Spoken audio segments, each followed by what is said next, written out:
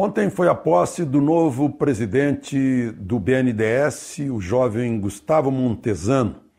Ele, no discurso, disse que em 2 meses vai explicar esse processo todo chamado de caixa preta, né? Quem autoriza, como é que foi feito, como é que acabou dinheiro brasileiro de um banco nacional para desenvolvimento do país, acabou ajudando Angola, Moçambique, ditaduras, né, como Cuba, Venezuela, Nicarágua, se não me engano. Enfim, a influência política na decisão sobre dar empréstimos, né, para outros países e até aqui dentro mesmo a influência das empreiteiras no partido que estava no governo. Eu perguntei ao presidente Bolsonaro, num almoço que tivemos ontem, se isso é para valer, se a caixa preta agora é para valer, porque Joaquim Levy não cumpriu a abertura da caixa preta e caiu fora, né? Ele disse que sim, que é para valer, que isso é uma das ordens dele para o novo presidente do BNDES.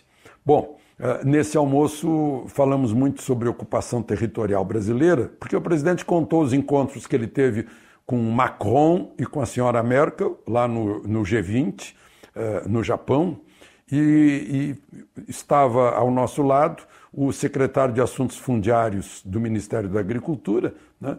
E a gente viu que o Brasil, na verdade, preserva 2/3 de seu território, isso equivale a toda a União Europeia, né? Boa parte disso são os próprios agricultores que preservam metade de suas terras, que valeriam 3 trilhões de reais, e eles protegem essas terras com um gasto de 20 bilhões de reais por ano. Então, não é pouco, né?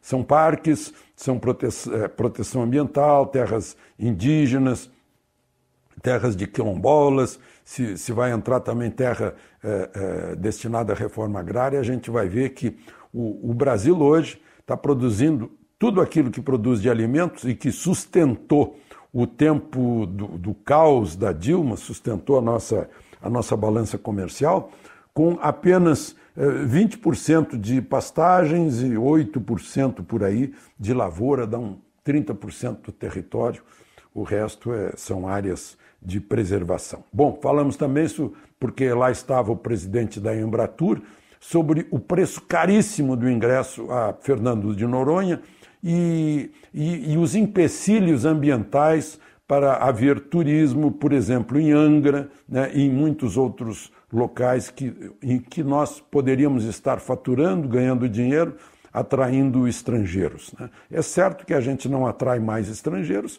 porque eles têm medo, né? O Brasil é um país inseguro, inclusive principalmente para os brasileiros, desorganizado no seu meio urbano, pouca informação para o turista, né, uma certa feiura, um certo lixo, né, que a gente vê aí na administração das cidades, de um modo geral, e preço caríssimo dos hotéis, né? Isso espanta os turistas. Agora, uma questão que vai acontecer hoje, na Argentina, na cidade de Santa Fé, o Brasil vai assumir a presidência do Mercosul, ou seja, o presidente do Brasil vira presidente do Mercosul, e vão ser assinados mais acordos. O presidente vai e volta no mesmo dia, e entre esses acordos está um que o brasileiro, né, e o uruguaio, e o argentino, e o paraguaio, quando estiver no outro país, como turista, como empresário, né, como estudante, não vai pagar o extra da ligação no telefone celular, né? Então é uma vantagem aí. Bom, e por fim, ainda naquela discussão sobre se o deputado federal mais votado, Eduardo Bolsonaro, deve ou não ir para Washington, acho que ele faria muito bem aproveitando as redes sociais para fazer uma espécie de referendo entre os seus eleitores, uma pergunta, uma enquete, né? Se você que me elegeu me autoriza a renunciar ao mandato que você me deu para me submeter ao Senado na busca de uma embaixada nos Estados Unidos. Porque eu acho que tem que se criar esse vínculo entre o mandante, que é o eleitor, e o mandatário, né?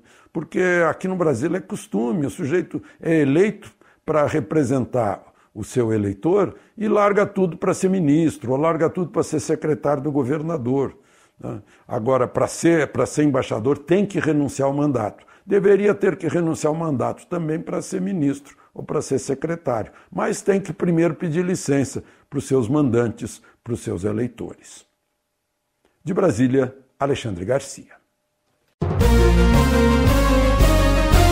Este foi o comentário de Alexandre Garcia na Gazeta do Povo. Você pode ouvir este e outros conteúdos no seu WhatsApp. É só enviar uma mensagem para o número 41-3321-5999. Os podcasts da Gazeta do Povo e todos os conteúdos em áudio estão disponíveis no Spotify, Apple Podcasts e outros agregadores. Basta buscar por Gazeta do Povo.